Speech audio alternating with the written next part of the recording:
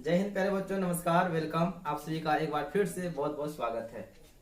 तो चलिए, सबसे पहले मैं आपको बता दूं कि आज का वीडियो क्वालिटी सही नहीं मिलेगा। पता है क्यों? क्योंकि हम जिस मोबाइल से रिकॉर्ड कर रहे थे वीडियो, वो मोबाइल जो है ना किसी बच्चा का था, मैंने उसे दे दिया। ठीक है ना, ये मेरे पास जो टूटा फूटा मोबाइल है उसी से हम रिकॉर्ड कर रहे हैं। ठीक है, फिर भी इतना है कि आप सभी को क्वेश्चन अच्छा मिलेगा, मतलब आप सभी समझ पाएंगे क्वेश्चनों को। तो चलिए बात करते हैं आज का सवाल क्या है। तो देखिए, आज का जो हमारा क्वेश्चन है यह 2019 का, और यह सेकेंड सिटिंग का प्यारे बच्चों, किसका है?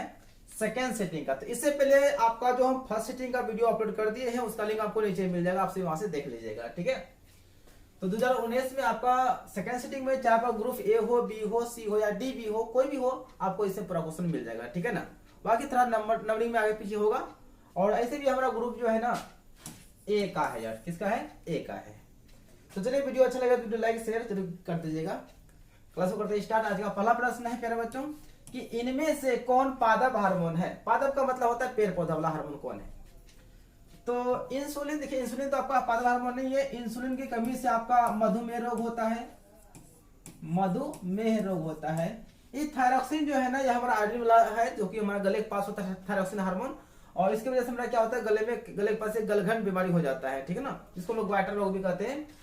तो आपका यह साइटोकाइनिन जो है, यह आपका पादप हार्मोन है। आंसर हो जाएगा आपका डी।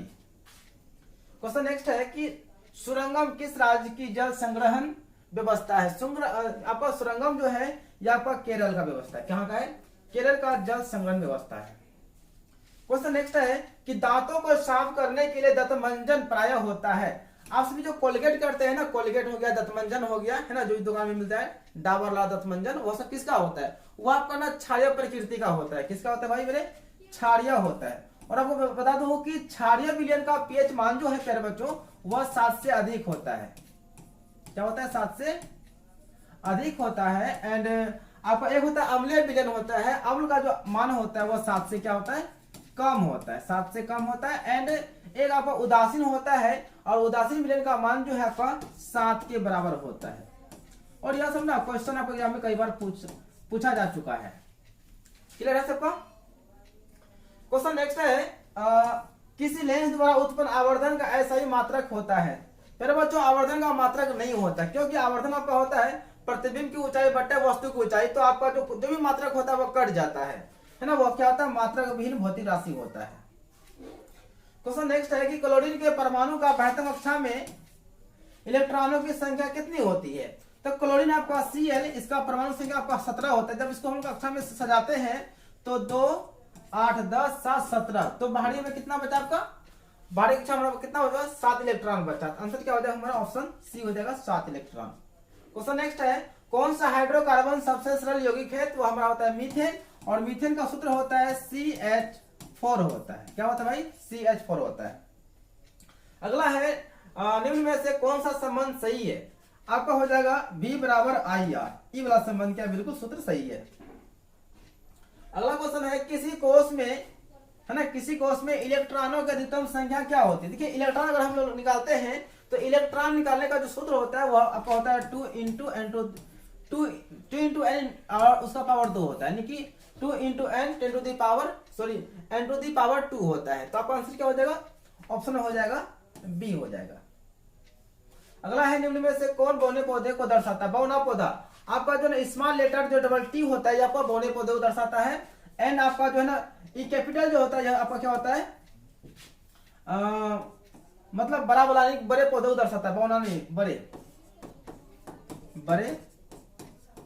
पौधों को दर्शाता है। बौना पौधा किसको दर्शाएगा? तो स्मॉल टी, डबल टी होना चाहिए। ठीक है ना। अगला है कि मेरु रज्जु निकलता है, तो यहाँ पर मेडुला से निकलता है मेरु रज्जु। नेक्स्ट आपका है, देखिए बहुत ही अच्छा क्वेश्चन है, किसी अंतरिक्ष यात्री को आकाश कैसा प्रतीत होता है? अंतरिक्ष का मतलब होता है जो आदमी आकाश में ऊपर जाएगा, अंतरिक्ष में जाएगा, तो उसको आकाश कैसा दिखाई पड़ेगा? ऐसे हम लोग को यहाँ से अगर देखते हैं तो आकाश तो नीला दिखाई पड़ता है। जब पृथ्वी पर से लोग देखते हैं आकाश को, वो नीला दिखाई पड़ता है। लेकिन वही अगर हम लोग अंतरिक्ष में चले जाएंगे और वहां से आकाश को देखेंगे तो आकाश कैसा दिखाई पड़ेगा?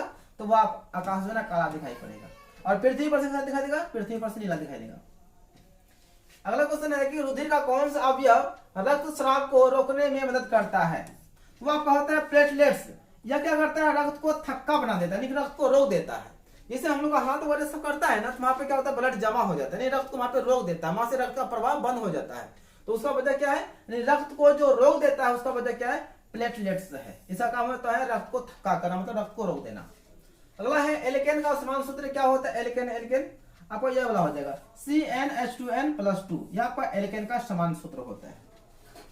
अगला है निम्न में कौन सा पर्यावरण अनुकूलन नहीं है, यानी कि पर्यावरण के लिए अनुकूल कौन नहीं है। ठीक है, क्या सवाल है, निम्न में से कौन सा पर्यावरण के अनुकूल नहीं है। तो पैदल चलना यह पर्यावरण के लिए लाभदायक ही, हमारा पर्यावरण से प्रदूषित नहीं होती है।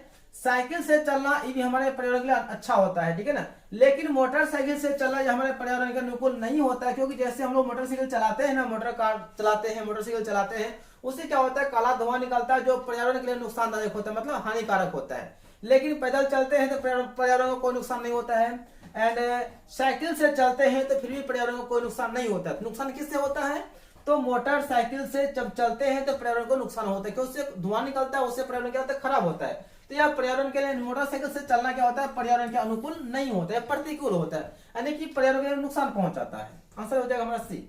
अगला है ऑक्सीजन के दो परमाणुओं के बीच कितने आबंध होते हैं। तो ऑक्सीजन के दो परमाणुओं के बीच हमारा दो आबंध होते हैं। कितने होते हैं, द्विआबंध होते हैं, यानी दो बंधन होते हैं। अगला है स्वपोषी पोषण के लिए आवश्यक है। स्वपोषी जैसे कि आपका जितने भी हरे पेड़ पौधे होते हैं, पेड़ बच्चों वो क्या होता है, स्वपोषी होता है। और स्वपोषी के लिए क्या क्या आवश्यक है, तो पर्णहरित, जिसको हम क्लोरोफिल कहते हैं, उसको यह भी चाहिए। सूर्य का प्रकाश भी होना चाहिए, कार्बन डाइऑक्साइड भी चाहिए, यानी इनमें से आपका हो जाएगा सभी। और एक चीज चाहिए, वो होता है जल, तो जल भी चाहिए, H2O भी चाहिए। नेक्स्ट क्वेश्चन है कि नेत्र में प्रवेश करने वाली प्रकाश किरणों का अधिकांश अपवर्तन कहां में होता है। यह होता है कॉर्निया के बाहरी पृष्ठ पर होता है। कहां पर होता है, कॉर्निया के बाहरी पृष्ठ पर। और आपको एग्जाम में एक क्वेश्चन आएगा कि मानव नेत्र में कौन सा लेंस पाया जाता है, तो आपको बताना है कि मानव नेत्र में आपका उत्तल लेंस पाया जाता है। कौन सा लेंस, उत्तल लेंस पाया जाता है। ध्यान दीजिएगा, मानव नेत्र में आपका ना उत्तल लेंस पाया जाता है। और मानव नेत्र की तुलना आपका कैमरा से किया जाता है प्यारे बच्चों, और कैमरा में भी आपका उत्तल लेंस ही पाया जाता है, और सूक्ष्मदर्शी में उत्तल लेंस पाया जाता है, और एंड आपका जो उसे क्या बोलते हैं, दूरबीन वगैरह होता है, उसमें आपका उत्तल लेंस ही पाया जाता है। ठीक है, अगला क्वेश्चन है कि ओजोन परत किस हानिकारक विकिरण से पृथ्वी को सुरक्षा प्रदान करता है। तो वह हमारा होता है पराबैंगनी। जैसे हम लोग का शरीर में पराबैंगनी किरण पड़ता है ना, तो क्या होता है, उसमें त्वचा का कैंसर हो जाता है। कैसा होता है जी, त्वचा का कैंसर बीमारी हो जाता है। तो हमारा जो है ना ओजोन परत जो है ना, पराबैंगनी किरणों से हमें सुरक्षा प्रदान करता है। अगला क्वेश्चन है निम्न में से कौन सा स्वच्छ ऊर्जा का स्रोत है।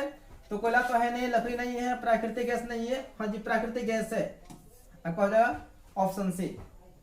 अगला है कि निम्न में से कौन एक उभयलिंगी। उभयलिंगी का मतलब होता है कि वह जीव जिसमें कि नर और मादा दोनों पाया जाता है ना, दोनों का लिंग पाया जाता है, उसको उभयलिंगी कहते हैं। तो हमारा हो जाएगा केचुआ। देखिए केचुआ जो है उसमें नर और मादा दोनों का जो ना लिंग पाया जाता है।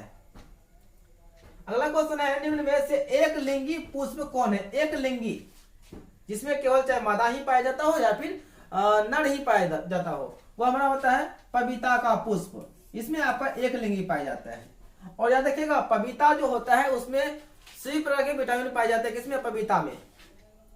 अगला क्वेश्चन है कि कौन सा धातु, वह कौन ऐसा धातु है जो कमरे के ताप पर तरल अवस्था में पाया जाता है। तरल का मतलब होता है द्रव अवस्था में पाया जाता है। कौन अवस्था में, द्रव अवस्था में पाया जाता है। तो वह हमारा क्या होगा, मरकरी हो जाएगा, पारा हो जाएगा, इसको हम Hg कहते हैं।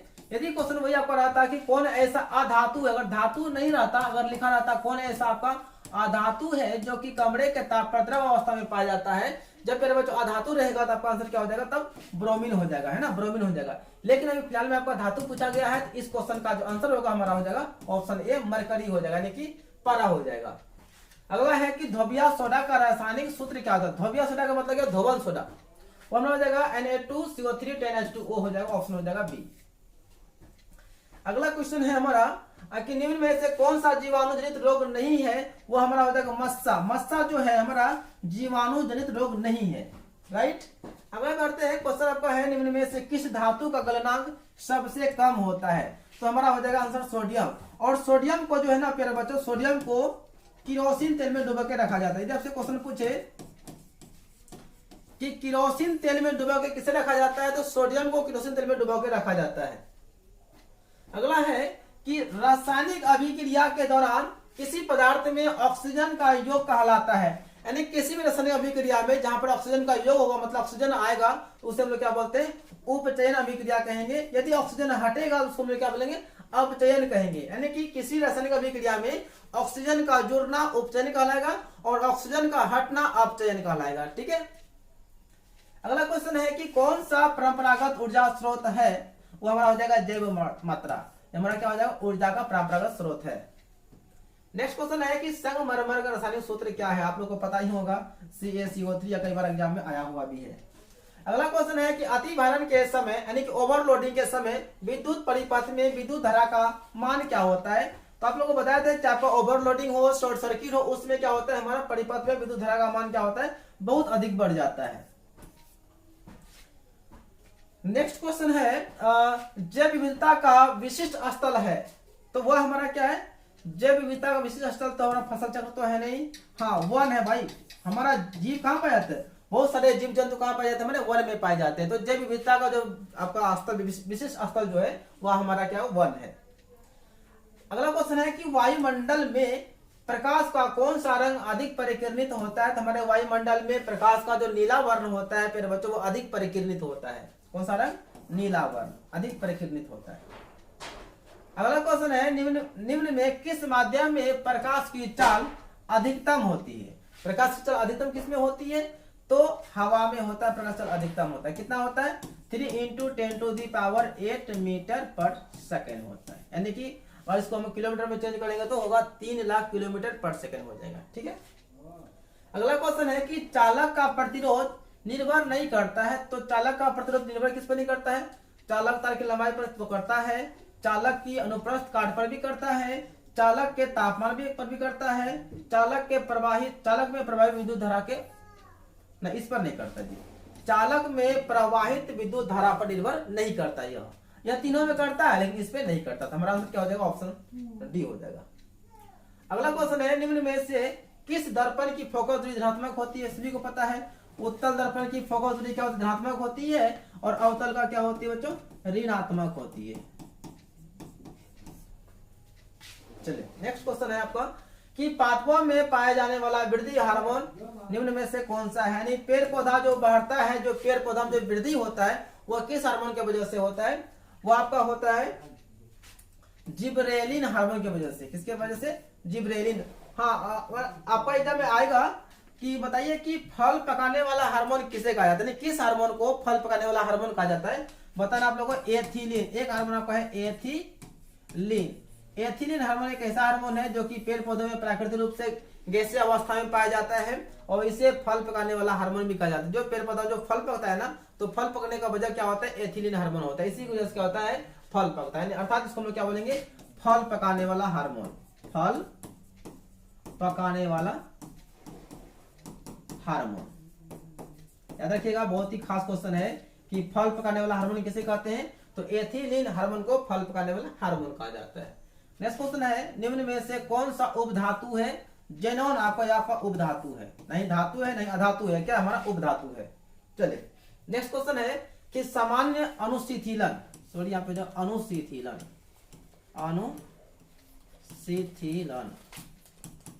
रक्तदाब क्या होता है। ऐसे सामान्य मनुष्य का जो रक्तदाब होता है वह 120 से क्या होता है, आपका 80 होता है मिलीमीटर होता है। ठीक है ना। आपका जो 120 है वो शिथिलन होता है, और 80 जो है आपका अनुशीथिलन होता है, मतलब कम होता है। यहाँ पूछा गया कि सामान्य अनुशीथिलन रक्तदाब क्या होता है, तो आपका हो जाएगा 80 मिलीमीटर। नेक्स्ट क्वेश्चन है कि विभक्त वलय का उपयोग किस उपकरण में होता है। तो विद्युत मोटर में आपका विभक्त वलय का उपयोग होता है। उसमें नहीं कि जो उसका वलय होता है ना, वो टुकड़ा में होता है, विभक्त में होता है। क्वेश्चन नेक्स्ट है कि विद्युत आवेश का मात्रक क्या है। तो आवेश का मात्रक कूलम होता है ना, आंसर कूलम। और वोल्ट जो है आपका विभव का मात्रक होता है, विभव बोलिए अथवा विभवांतर या विभवांतर। विभव अथवा विभवांतर का मात्रक क्या होता है, वोल्ट होता है। एंड ओम जो है बच्चों आपका प्रतिरोध का मात्रक होता है, सभी को पता है। एंड एम्पियर जो है आपका विद्युत धारा का मात्रक होता है, राइट। चलिए क्वेश्चन नेक्स्ट और लास्ट क्वेश्चन आज का है कि हमारा शरीर कितने पीएच प्रास के बीच कार्य करता है। तो 7.0 से 7.8 के बीच काम करता है। ठीक है। तो प्यारे बच्चों यहाँ से हमारा 2019 का, ध्यान दीजिएगा, 2019 का सेकेंड सीटिंग का हमारा ग्रुप ए का क्वेश्चन हमारा पूरा खत्म हो गया। यदि आपके पास ग्रुप ए हो अथवा बी हो, सी, डी, कोई भी ग्रुप हो, आपको 4 नंबर अलग अलग मिलेगा। जो आपको, अगर आपका 1 नंबर में जो आंसर है वो आपको 5 नंबर में मिल सकता है, लेकिन आपको पूरा जो है ना 2019 का सेकंड सीटिंग का पूरा आंसर हम करा दिए। और जितना भी आपको कराया है ना, ध्यान रखिएगा 100% आपको हम सही कराते हैं, ठीक है ना, एक भी गलत नहीं होगा।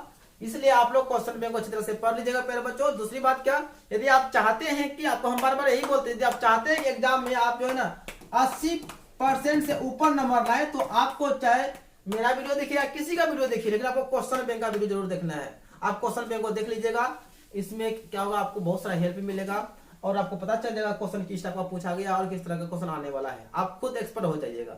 इसलिए क्वेश्चन बैंक पढ़ना बहुत जरूरी है। जितना आप प्रीवियस क्वेश्चन पढ़ेंगे, पिछला क्वेश्चन पढ़ेंगे, उतना आपको क्या हुआ अनुभव हो जाएगा, ठीक है। तो वीडियो देखने के लिए आप सभी को दिल से थैंक यू, और इस तरह वीडियो को सपोर्ट करते रहिए और जो है ना वीडियो को शेयर करते रहिए। तब तक के लिए जय Hind, Vande Mataram, best of luck. मिलते हैं हम लोग अगले क्लास में।